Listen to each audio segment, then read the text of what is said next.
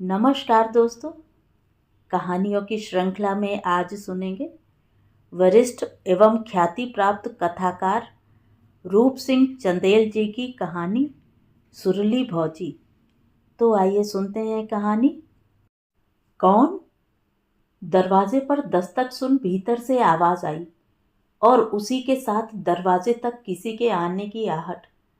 दरवाजा खुला तो रवीश रोमांच से भरसा उठा। भौजी का चेहरा बिल्कुल नहीं बदला, ना ही शरीर। वैसी ही कसी हुई देह, वैसा ही भरा भरा चेहरा। उम्र को धता बताती चेहरे पर वही चमक गमक। 10 वर्ष लंबे अंतराल के बाद भी उनके चेहरे पर नजर गड़ाए वह सोच रहा था। उधर भाभी भी अनजान से दुबले पतले लेकिन आकर्षक नौजवान को दरवाजे पर खड़ा देखकर किंचित अचकचा सी गई। वह उससे उसका परिचय पूछने ही वाली थी कि चेहरा पहचान में आ गया। अरे तुम! अतिशय आश्चर्य और हर्ष के मिले जुले भाव सहित उनके मुंह से निकला। विस्मय से उनकी बड़ी बड़ी आंखें और चौड़ी हो गईं। वह ड्योढ़ी के उस पार अंदर बुलाए जाने के इंतजार में खड़ा रहा, उनके चेहरे पर नजरें गड़ाए। भौजी की नजरें भी उस पर जो एक बार टिकी तो हटने का नाम ही नहीं ले रही थी। उन्हें विश्वास ही नहीं हो रहा था शायद कि सामने जो खड़ा है वह रवीश ही है। आखिर उसे कहना ही पड़ा, बाहर से ही लौटा दोगी भौजी? उन्होंने उसके चेहरे से नजरें हटाईं। आंखों को विश्वास ही नहीं हो रहा रवीश कि तुम हो। आखिर तुम चले क्यों गए थे और रहे कहाँ इतने दिन? तुमने तो हमारे होश ही गुमा दिए थे। कहाँ नहीं खोजा तुम्हारे भैया ने। गांव जंगल, एक शहर से दूसरे शहर और महीनों पुलिस के चक्कर काटे। उनकी बात बीच में ही काटता हुआ वह बोला, सब बताऊंगा भौजी, कुछ दम तो ले लेने दो। बरौठा पार कर सामने आंगन था। आंगन में चारपाई पड़ी थी जिस पर एक मटमैला बिछौना तहाया हुआ रखा था। भौजी ने बिछौने को लपक कर उठाया और सामने की दूसरी कोठरी में उसे पटक कर एक नई साफ दरी लाकर चारपाई पर बिछाते हुए बोली, अब बैठो। मैं कोई मेहमान हूं भौजी, जो तुम इतना सब कर रही हो? रवीश उनकी ओर देखता हुआ बोला। मेहमान से भी अधिक। पता नहीं किस बात से नाराज होकर गए तो सुध ही न ली कि हम सब पर का बीत रही होगी। रवीश ने चुप रहना ही उचित समझा। उसे इस बात का एहसास अब हो रहा था कि उसे कम से कम इंदर भैया के नाम एक खत डालकर उन्हें यह बता देना चाहिए था कि वे परेशान न हों, वह सही सलामत है। इंदर भैया कहाँ हैं भौजी? विषय बदलने के लिए वह बोला। भैया आज शहर गए हैं, बेटा शहर में पढ़ रहा है। एक क्षण रुककर वह बोली, शाम की गाड़ी से आ जाएंगे। तो हरीश इतना बड़ा हो गया, शहर में जाकर पढ़ने लायक? कितना छोटा था, गोल मटोल। क्षण भर के लिए वह जैसे अतीत में उतर गया। कहाँ रहे इतने दिनों? हम सब की तनिको याद न आई? भौजी ने पूछा तो उसकी तंद्रा टूटी। याद न आई होती तो आज यहाँ कैसे बैठा होता? कहने को तो वह कह गया, लेकिन अपनी आवाज के खोखलेपन को उसने स्वयं अनुभव किया। प्रसंग को टालने के उद्देश्य से वह बोला, घर में कोई बदलाव नहीं किया आप लोगों ने। मैं देखता हुआ आया हूं कि मानू सिंह, प्रताप सिंह, शिवपाल सिंह के ही नहीं, कल्लू और परसों लोध के घर तक पक्के बन गए हैं। लेकिन आप सबके लिए जिंदगी इतनी आसान नहीं है। तुम्हारे जाने से जान सांसत में रही। तुम्हारे साथ किसी अनहोनी की कल्पना से हम कितना परेशान रहे होंगे तुम सोच नहीं सकते। उससे जूझ ही रहे थे कि हरीश को पता नहीं क्या बीमारी हुई। उसके इलाज के लिए लगातार शहर भागते रहे। ओह! भौजी के चेहरे की ओर देखते हुए उसने पूछा, अब कैसा है हरीश? ठीक है, बिल्कुल ठीक। फिर अचानक कुछ याद आ जाने के भाव से उठते हुए वह बोली, तुम पता नहीं कितनी दूर से आए और मैं अपनी ही गाय जा रही हूँ। बिल्कुल ही पागल हूँ। वह तो तुम हो ही भौजी। शरारत भरे अंदाज से उसकी आंखों में झांकता हुआ वह बोला। उसकी शरारत पर मुस्कुराकर सुरली उठी, चाय नाश्ता लाई। तब तलक तुम आराम करो। चारपाई पर पसरते हुए रवीश ने जाती हुई भौजी के पार्श्व को देखा। काया पहले से कहीं अधिक पुष्ट दिख रही है। उसने सोचा, आज भी चाल में वही नफासत है। यहाँ रहने के दिनों में उनकी चाल को देखकर वह कहा करता, भौजी आपकी चाल गजगामनी सी है। और वह मान से इठलाकर उसे झिड़कती हुई कहती, दिन पर दिन बहुत शरारती होते जा रहे हो रवीश, अपनी बकवास अपने पास ही रखा करो। लेकिन वह जानता था कि उसके वैसे बोलने को भौजी बार बार सुनना चाहती हैं। जब वह उनकी आवाज़ की तारीफ करता हुआ कहता, भौजी शायद तुम्हारी कोयल जैसी मधुर और सुरीली आवाज़ के कारण ही तुम्हारे माँ बाप ने तुम्हारा यह नाम रखा था, तब नाराज़गी जताती सी वह कहती, मुझे यह सब नहीं पता, अब जो रख दिया सो रख दिया। लेकिन यह कहते हुए उनकी आंखों की चमक बता जाती थी कि यह सुनकर वे नाराज़ नहीं, बहुत खुश हैं। किचन में घुसते ही सुरली उसकी आंखों से ओझल हुई तो मन की बेचैनी दबा वह पूरी तरह से चारपाई पर पसर गया और खो गया अतीत में। वह 8 साल का था कि 1 वर्ष के अंतराल में पहले पिता और फिर माँ की मृत्यु हो गई थी। कठिनाई से 1 साल गांव में रह पाया। ताऊ के यहाँ हर सुबह जानवरों का गोबर उठाने से शुरू होती और विद्यालय जाने से पहले 1 कप चाय, फिर 1 पराठा मिलने से पहले ताई की 1000 झिड़कियाँ मिलती। दोपहर बाद घर लौटने पर बिना सालन नमक के साथ 2 चपाती और फिर खेतों की ओर दौड़ा दिया जाता अधपेट। छोटी उम्र और काम का क्षमता से अधिक बोझ। वह ताऊ ताई को बिना बताए एक सुबह स्कूल से सीधे ननिहाल भाग आया। शायद वे लोग यही चाहते थे। नाना मामा थे नहीं, थे मामा के इकलौते बेटे इंदर और नानी। नानी बूढ़ी थी। उसकी दास्तान सुनकर नानी ने उसे छाती से लगाते हुए कहा था, तू अब कहीं नहीं जाएगा रवीश। वह उसे रवीश नहीं पुकार पाती थी। यहीं रहकर पढ़ाई कर और बड़ा आदमी बन। कहते हैं कि उसके नाना मामा की मृत्यु उसके पैदा होने से पहले ही हो चुकी थी। इंदर, जिन्हें वह इंदर भैया कहता था, मामा की मृत्यु के समय 19 या 20 साल के थे। उनकी मृत्यु के बाद इंदर को पढ़ाई छोड़ खेत संभालने पड़े थे, लेकिन वह पढ़ाई के महत्व को समझते थे। इंदर ने अगले ही दिन उसे गांव के स्कूल में उसी कक्षा में प्रवेश दिलवा दिया जिसमें वह पढ़ता था। 2 साल बाद इंदर का विवाह हुआ फतेहपुर के एक गांव में। सहबोला बनकर वह इतराता घूमता रहा था। इंदर की पत्नी, जिसे वह पहले ही दिन से भौजी कहने लगा था, ऐसी कि अंधेरे में खड़ी हो तो रोशनी की आवश्यकता न थी। लगभग 26 साल की आयु, बड़ी आंखें, लंबे केश, भरी देह, यष्टि, गोल और भरा चेहरा। विदा होकर वह उसी बैलगाड़ी में गांव तक आया था और रास्ते भर भौजी की खैर खबर लेता रहा था। 3 साल बीत गए। 5वीं उत्तीर्ण कर 4 मील दूर दूसरे गांव में इंदर ने 6वीं में उसका दाखिला करवा दिया। नानी पोते का मुंह देखने की आस लिए चल बसी थी। एक दिन उसने भौजी को इंदर भैया से कहते सुना, अम्मा पोते की आस लिए चली गईं। मेरे घर वाले भी, भौजी का मतलब अपने मायके वालों से था, गाहे बगाहे टोक देते हैं।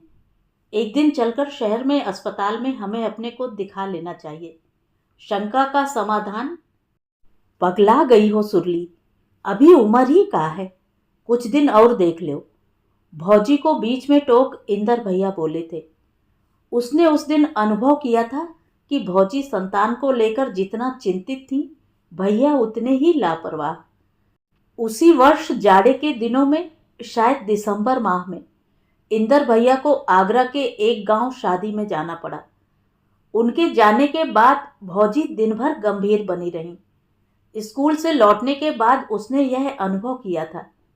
जानवरों के सानी पानी और उनके नीचे साफ सफाई के लिए इंदर भैया ने गांव के एक मजदूर की व्यवस्था कर दी थी। वह आकर भैंस का दूध निकाल गया था। भोजन के पश्चात रात वह अपनी कोठरी में पड़ रहा था।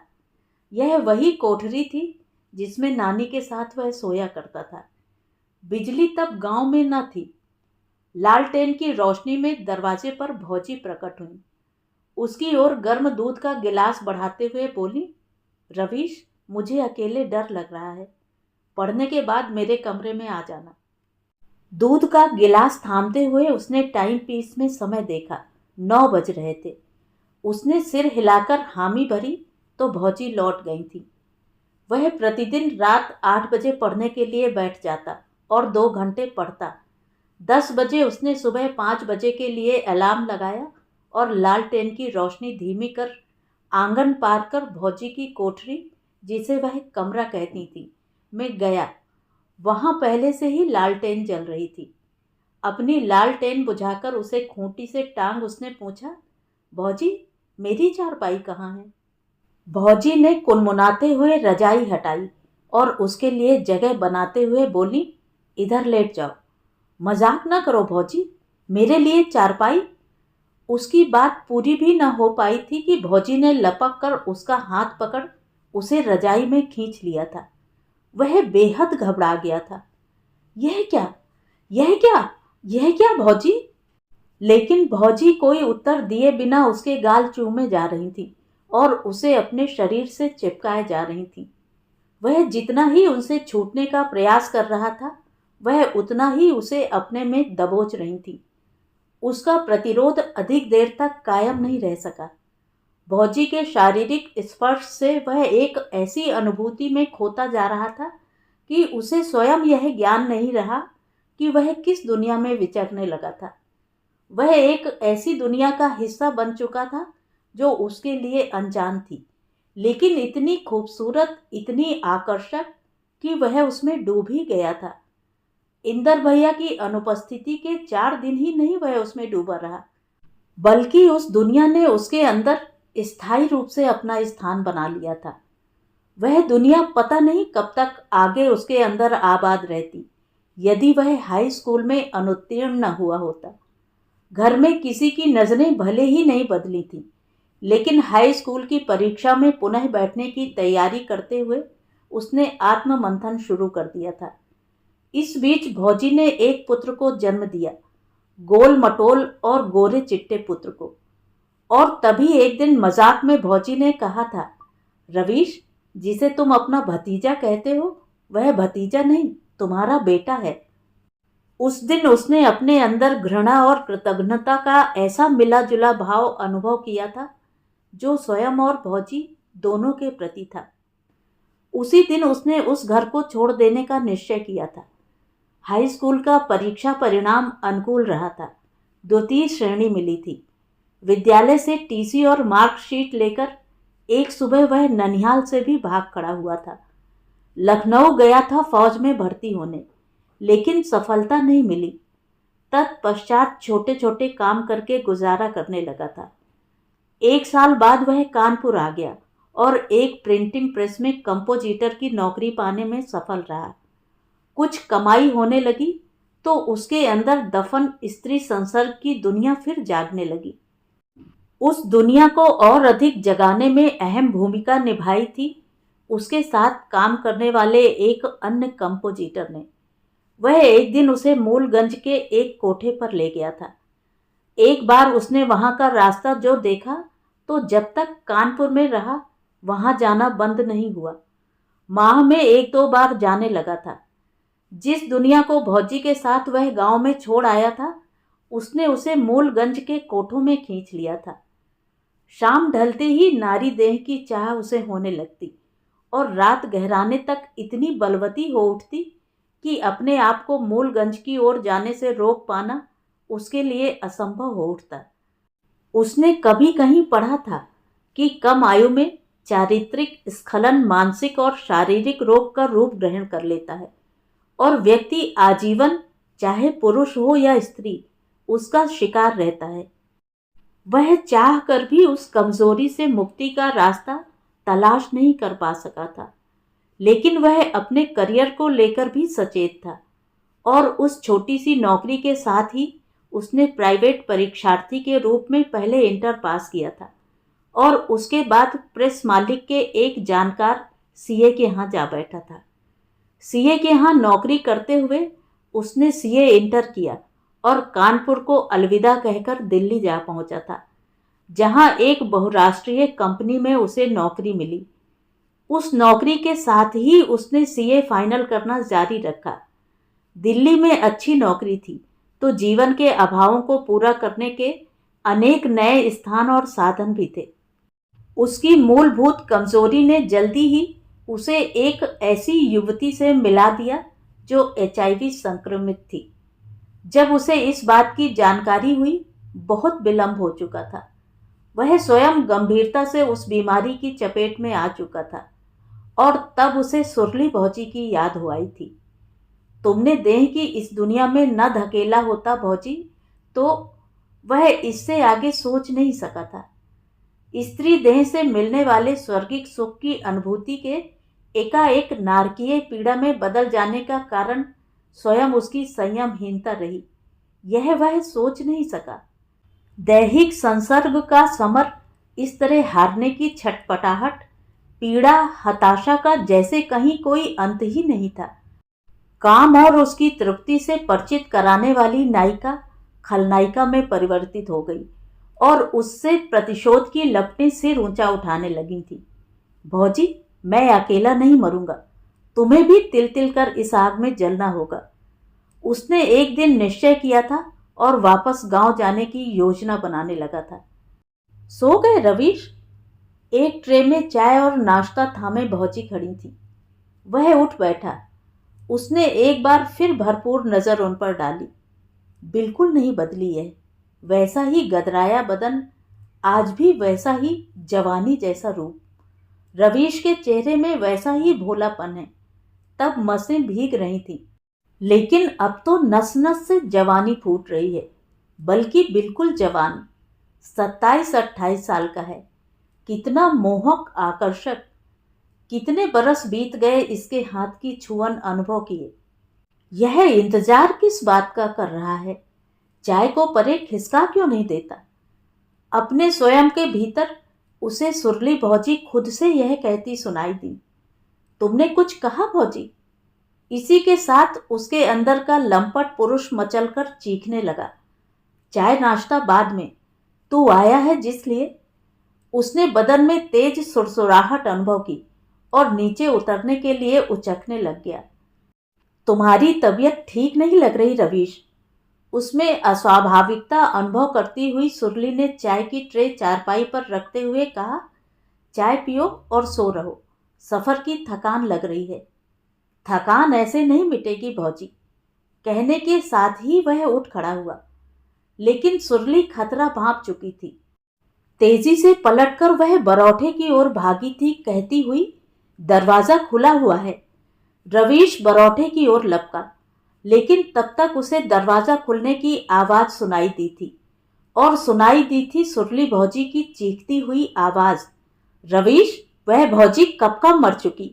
भलाई इसी में है कि तुम इसी वक्त इस घर से दफा हो जाओ, वरना। रवीश जड़ हो गया। हाथ आई मछली हाथ से फिसल गई थी। उसके कान में लगातार वरना शब्द गूंज रहा था।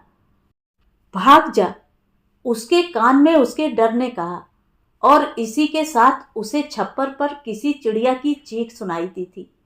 चिड़िया लगातार चीख रही थी। उसकी नजरें छप्पर पर चिड़िया की ओर टिक गई थी।